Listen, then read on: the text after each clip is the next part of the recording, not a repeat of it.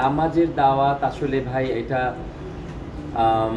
কি বলবো আসলে যে কার কথা বলা হচ্ছে এটা বড় মানে কার কথা বলা হচ্ছে এটা বড় কথা, কিন্তু কে বলছে এটা বড় কথা নয়। আল্লাহ যত বড়, আল্লাহর কথাও তত বড়।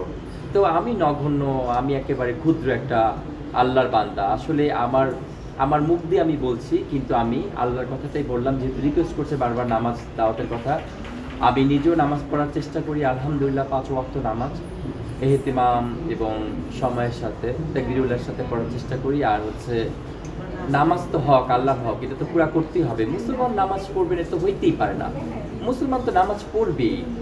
আর আল্লাহ আমাদের কত সুস্থ রেখেছে, ভালো রেখেছে, তো এটা আল্লাহর হক না? আর আল্লাহ পাকে তো ওয়াদা আছে, আল্লাহ সুবহান তাআলা যে ব্যক্তি 5 ওয়াক্ত নামাজকে আদায় করবে আল্লাহ সুবহান তাআলা তাকে নির্জিমায় জান্নাত দেবে। মানে এটা আল্লাহ পাকের ওয়াদা, আর আল্লাহ যেটা ওয়াদা করে সেটা অঙ্গীকার ভঙ্গ করে না।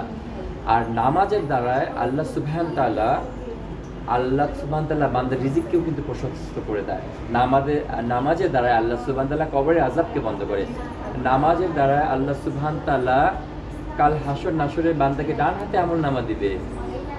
নামাজের দ্বারা আল্লাহ সুবহান তাআলা বান্দার ফুলসিরাতে পুল বিদ্যুতের মতো পার করে দিবে। নামাজ পড়ার দ্বারা আল্লাহ সুবহান তাআলা বান্দাকে বিনা হিসাবে জান্নাত দিবে। আল্লাহ সুবহান তাআলা যদি কোনো বান্দাকে পাকড়াও করে, যদি বলে তোমার সব মাফ করে দিলাম, তুমি শুধু এক ঢোক পানির হিসাব দিয়ে তারপর তুমি যাবা, তো বান্দার ক্ষমতা নাই যে এক পা আগানোর।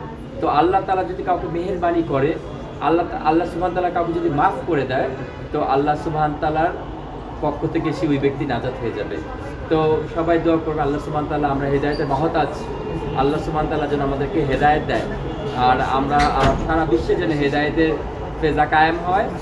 আর ইনশাআল্লাহ আল্লাহ সুবহান তাআলা, বিশেষ করে আমি হেদায়েতের মহতাজ, আমাকে যেন হেদায়েত দেয়, আমি যেন পরিপূর্ণ হেদায়েত পেয়ে যাই, আমার মধ্যে যেন আগে হেদায়েতটা আসে।